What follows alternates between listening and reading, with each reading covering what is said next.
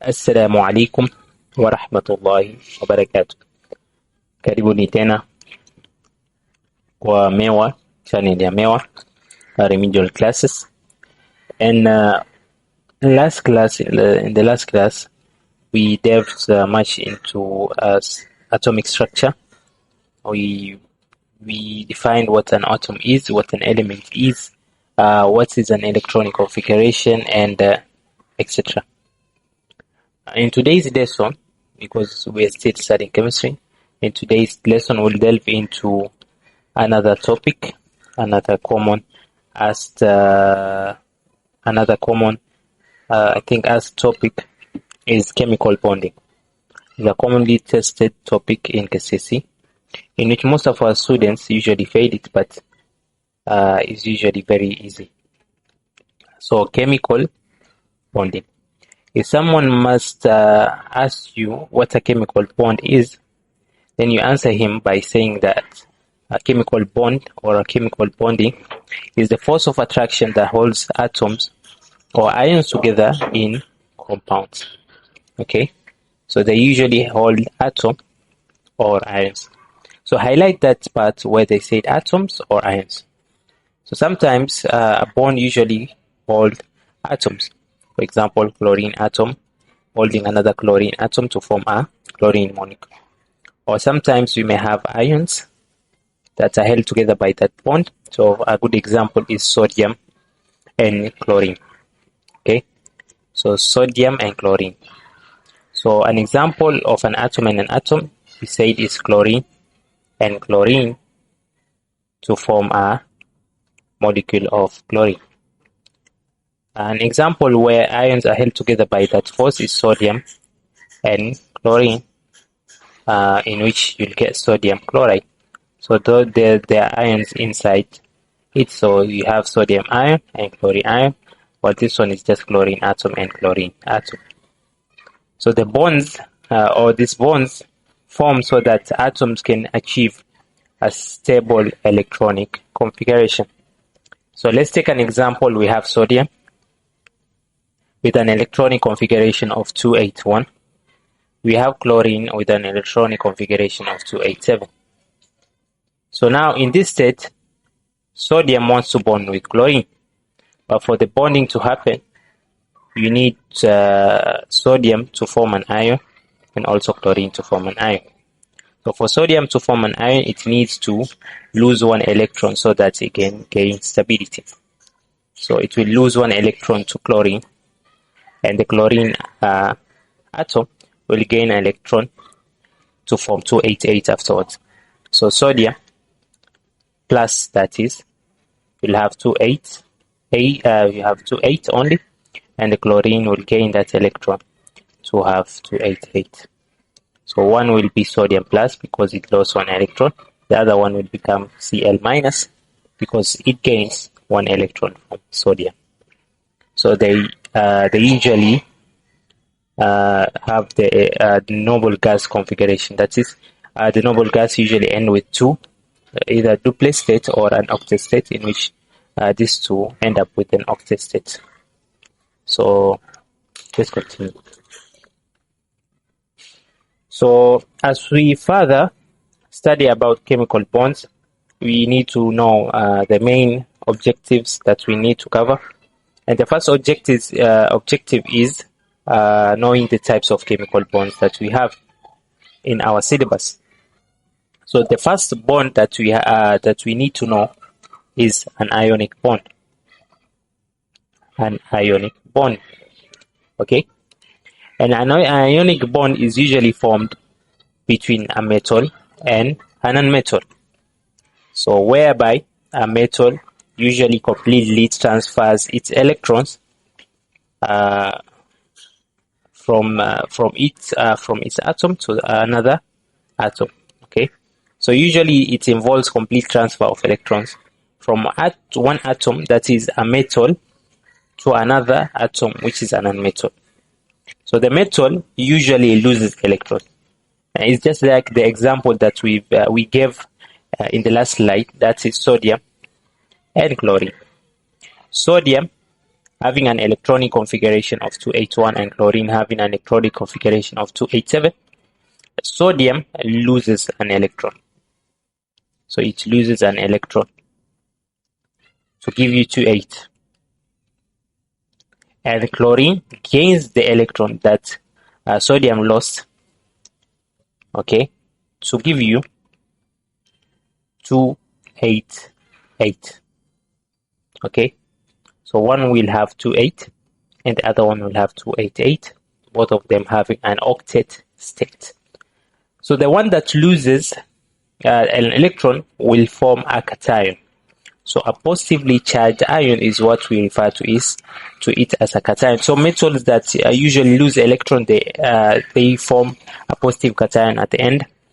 So in this case, sodium forms a sodium plus, and chlorine will gain. Okay, so it's best to write chlorine like this. So chlorine will gain an electron, therefore forming an anion, which is a negative ion at the end of the day.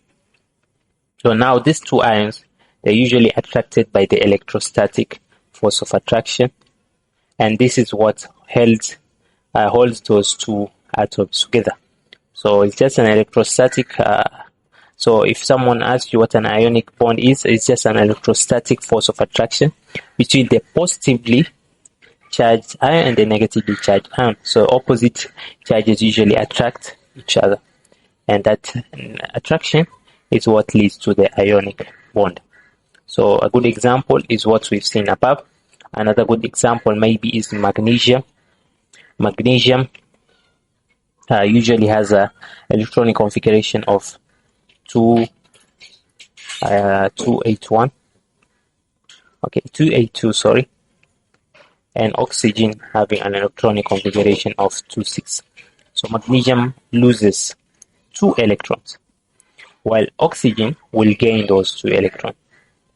So magnesium will form magnesium 2 plus, and oxygen will form oxygen 2 minus, or 2 minus. At the end of the day, it will form magnesium oxide, which is written like this. So when I write it like this, it means that for oxygen to gain those electrons, it just needs to have 1 magnesium to donate those electrons to it. So I think I'm basically understood till that point.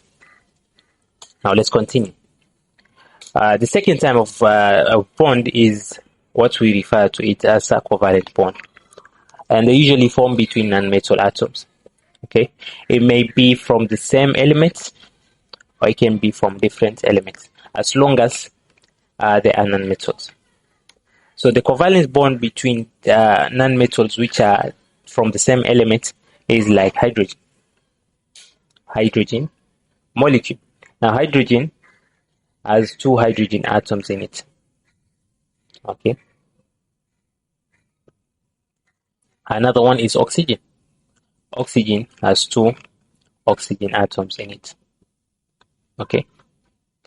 So now, so they just involve sharing of electron pairs between atoms of one another. Okay. So they involve sharing of electron pairs between atoms. So one atom usually contributes 1 or more electrons to the bond. Each atom. So one atom contributes and the other one contributes the other atom. So if someone asks you to draw such bond, usually it's very easy to draw. So let's imagine we have an oxygen atom here. So this is oxygen. Now we'll just draw the outer part, or the outer shell, and the last energy level, and you also have another oxygen atom. Okay. So now you ask yourself, what's the electronic configuration of oxygen? It's 2,6. So if it combines with another oxygen, it means that it needs 2 pairs for it to be stable. Okay, so it means one oxygen will give out 1 electron and the other oxygen will give out another electron to give you just 1 pair. And since they all belong in the same element, usually this one comes from the first atom of oxygen and the other one comes from the other atom, oxygen. So if you basically take 6 minus the 2, it gives you 4. So each oxygen will remain with 4 electrons outside. So 1, 2, 3, 4. So it requires 2 pairs, sorry. So this is just one pair that I've drawn. There's another pair also here. Okay. So you have just 1, 2.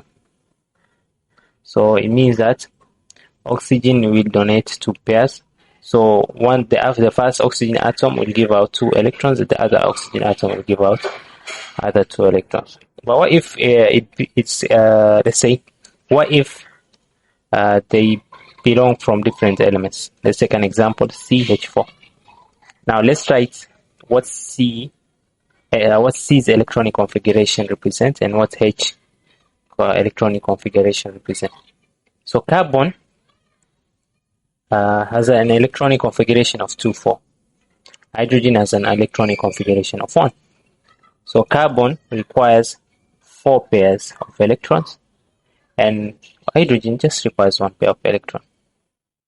Okay, so it means that you need to have 4 hydrogen to give out those 4 pairs to carbon. That's why it's written CH4. So this is carbon. Then let me just draw the first carbon, and then we have the second carbon. So my drawing is not that accurate, so you just bear with me. And then we have the third one, and we also have the fourth one. So this is the first hydrogen, the second, the third, and the fourth. So carbon, when it donates 1, so this the carbon is represented by X, and the hydrogen is represented by the dot to show that they are different elements. So if carbon donates 1, hydrogen will give out 1. If the other hydrogen donates 1, carbon will give out 1. If the other hydrogen donates 1, carbon will give out 1. Okay, and the same thing with the other. So basically, when you see the carbon itself is fully occupied, while the hydrogen as well. So 4 hydrogens will receive 4 electrons from carbon, and they will donate 4 electrons to carbon as well. So that's all about covalent bonding. Before we proceed, I think I forgot something on the ionic bond. Okay, though I don't have the I think I don't have enough space, but I'll just illustrate one diagram. So let's take an example of sodium and chlorine. Okay, so sodium is written like this. So sodium loses 1 electron, so therefore it will have 2, 8. Okay, so it's written, so which is something like this. So in the first energy level, it will have 2. The second energy level, it will have 8, because it donated 1 to the other. And as a result, it becomes a cation, something like this. And then we have chlorine. Okay. So let me draw this, and this. Okay. So for chlorine gained 1 electron. So let's use another one. Let's use dots. So it gained 1 electron to become 288. So basically something like this. So now when you draw the 8th electron in the outermost energy level, we represent, or we write it, we draw it as X. Okay, so instead of under a dot, we draw it X to show that the 1 electron that he got came from sodium. Okay, so if you have the time, try drawing magnesium chlorine. Okay, you can pause the video and try drawing magnesium chlorine. So no, it's called magnesium chlorine, magnesium chloride. Sorry, don't know what's happening to me. So we try drawing magnesium chloride. Just know that magnesium is just a hint I'm giving you. Magnesium is written as 2A2.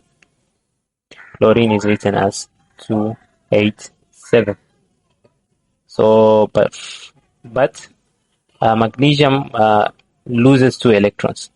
Therefore, you need 2 chlorine to gain those 2 electrons, because 1 chlorine just gains 1 electron. So you need to have another chlorine to gain the other electron. So with that, you can draw now magnesium chloride. So I think we're done with covalent bonding. Let's go now to metallic bonding. So metallic bonding usually occurs between metal atoms.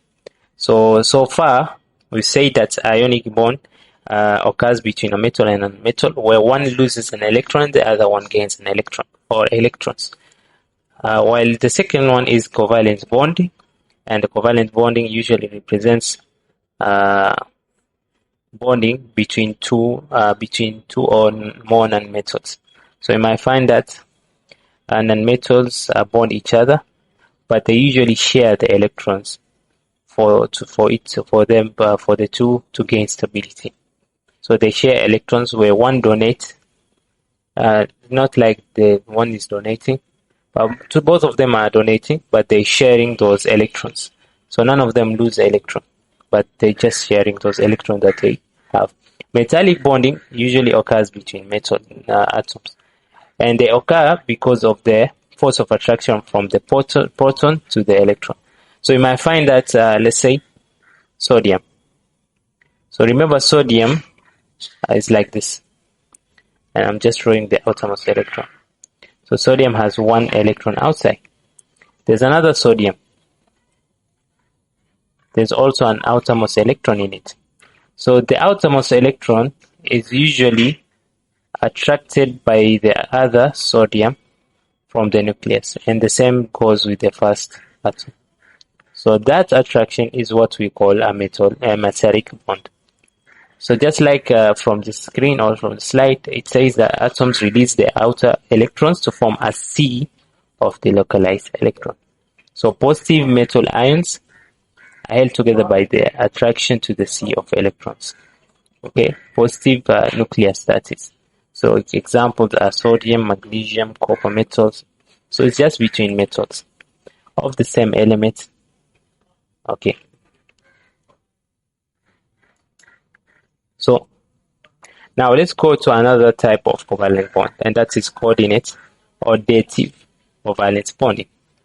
So it's a special type of covalent bond. So just like from the slide, you see that a coordinate bonding is a special type of covalent bond where one atom donates both electrons to be shared. So it's like one atom is donating everything to the other atom, and they're sharing it.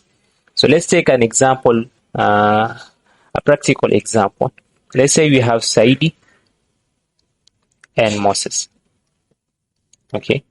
Now Moses has 2 apples. Okay. Has 2 apples. Saidi has none apples, so has 0 apples. Okay. So what Moses will do is that it will donate all the 2 apples to Saidi, but they will be sharing. It means that Moses will also take, and also Saidi will also eat from those 2 apples. It's different from the ionic bonding. The ionic bonding is where you might find that Moses having 3 apples, Saidi having 2 apples. So what Moses does, it gives 1 apple to Saidi, but at the end of the day, Moses will lose 1 apple, and it will remain with 2 apples. So this is just the same case. So usually it's represented by an arrow pointing from the donor atom, that is from the donor atom. Okay, pointing from the donor atom. So okay, let's say NH plus 4. Now in here there's a covalent and there's also a dative one. Okay. Now nitrogen.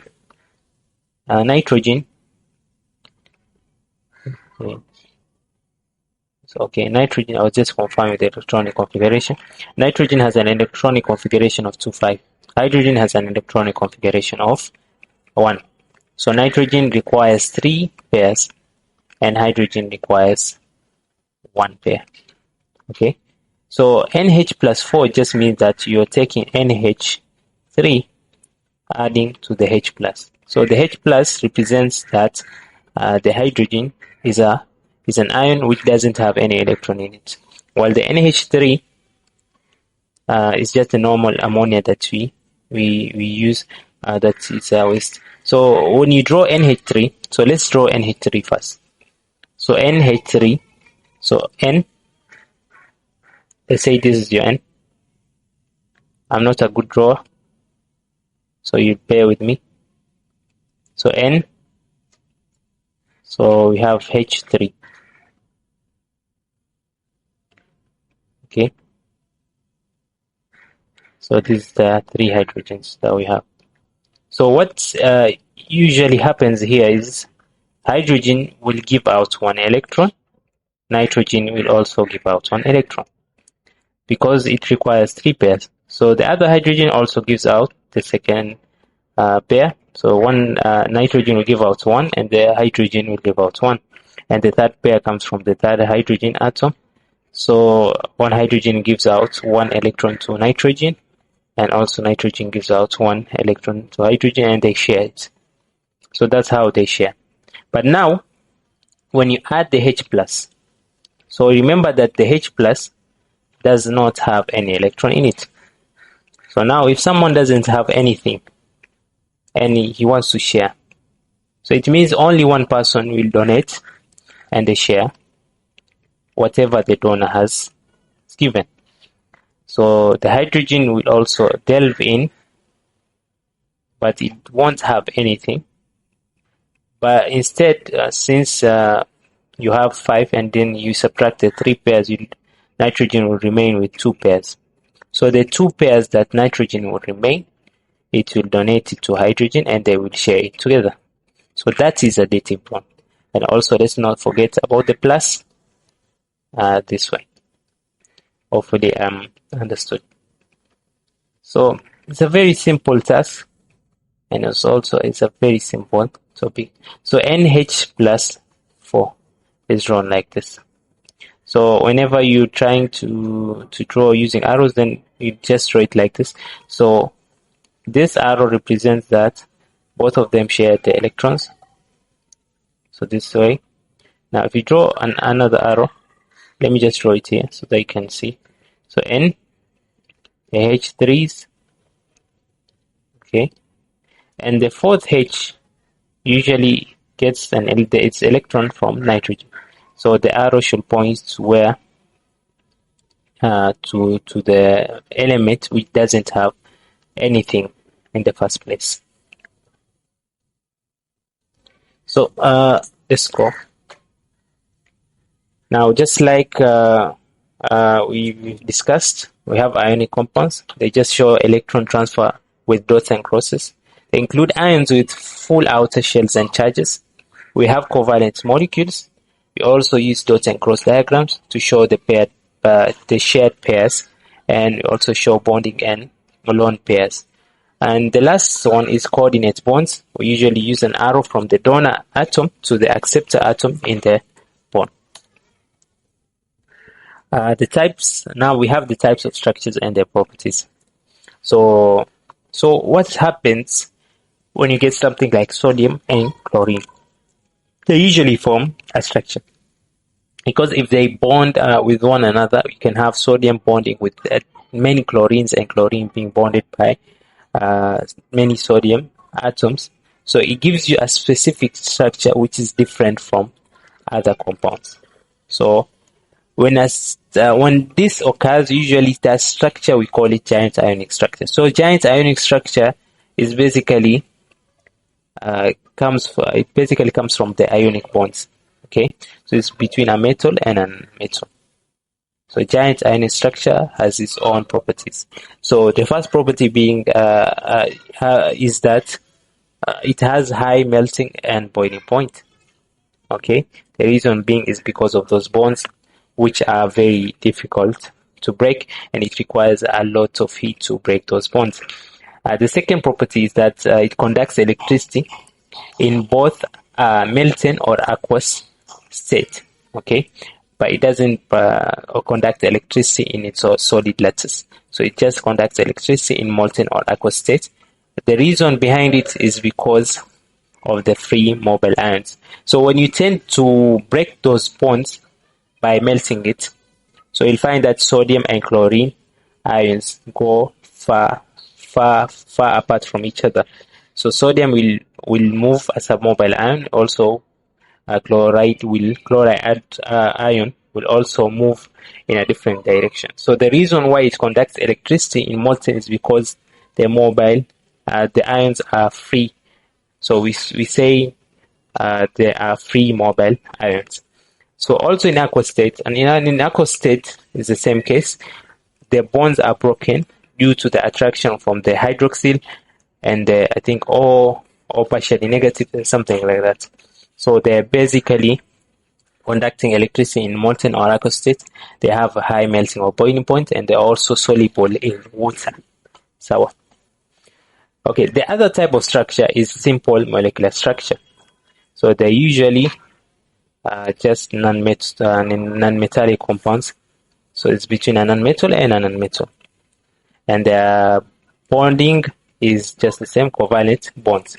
So under simple molecular structure, we have the distinct properties as well. So in a simple molecular structure, the structures or the compounds, they all have low melting or boiling points. The reason behind it is because the molecules are held by weak van der Waals forces of attraction. The atoms are held by covalent bonds, but the molecules are held by weak van der Waals forces. Let me just show you. So you have this and this. This one is a molecule of oxygen. But now we have other molecules of oxygen, which are held by the weak van der Waals forces. Now the weak van der Waals forces are usually very easy to break, therefore having a low melting or boiling point. Another property is that they are poor electrical conductors.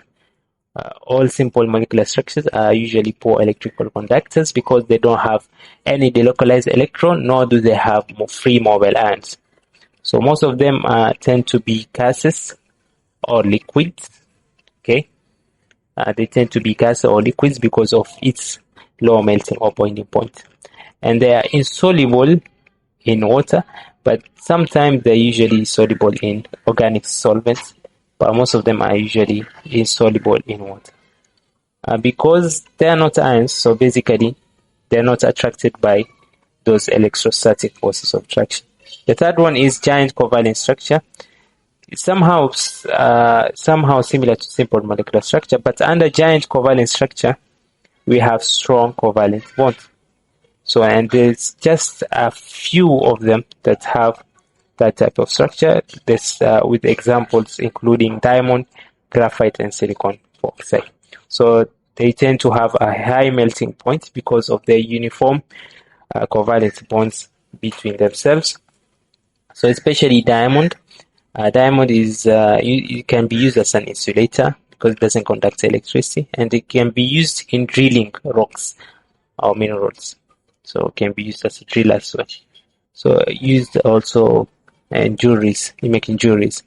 So we also have graphite, one of the examples, and graphite are usually best conductors of electricity. Is the reason behind it is because of its delocalized electron, not electrons but electron. Graphite usually uses 3 of the 4 electrons that it has in pairing, leaving 1. So that one is responsible for conducting electricity, and most of them are insoluble in water because they are not ions. Okay, they are insoluble in water. And then the last one we have is a giant metallic structure. Giant metallic structure, they just from the name itself, they're just metals. So they tend to form metallic bonds amongst themselves.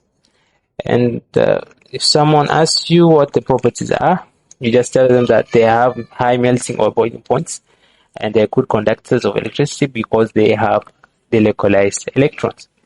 And also, some of them are malleable and ductile. So they can form sheets. You can change its shape very easily, and some of them can be turned into thin wires. So that is ductility. Okay, let us proceed. Now, so we've said properties of bond types: ionic, high melting points, electrical conductivity, conducts in solution or molten state, but doesn't conduct in lattice state, that is in fixed state, it doesn't conduct electricity. Solubility in water, is very soluble in water. Covalent, under covalent bonds we have low melting points. Okay, but for the other, I think giant covalent structure usually has high melting points. They don't conduct electricity because they are molecules. They don't have any what do you call the localized electron, nor do they have mobile ions in it, for the exception of graphite, because it has a localized electron. So solubility depends. Some are soluble, okay, in solvents, in organic solvents, but most of the time you might find that giant molecular structures, so giant atomic structures, they're insoluble in water.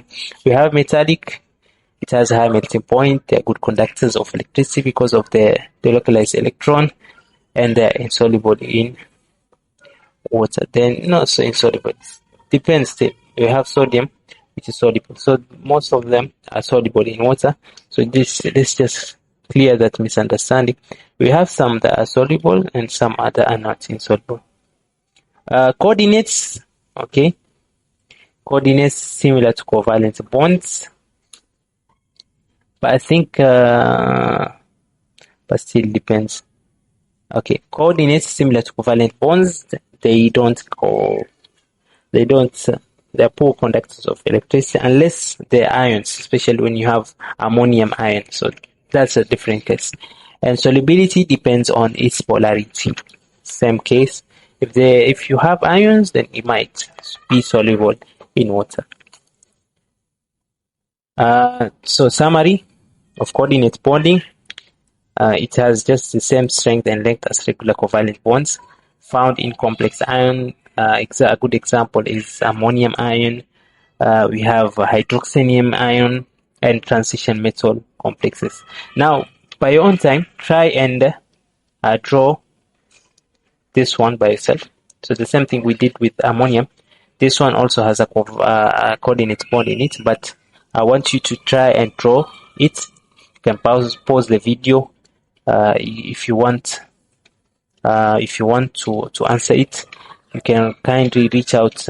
If you already have the answer, you can write it on the comment section on how to draw it, or you can reach out through me 0797550885, or you can reach through the Mewa admin. Okay.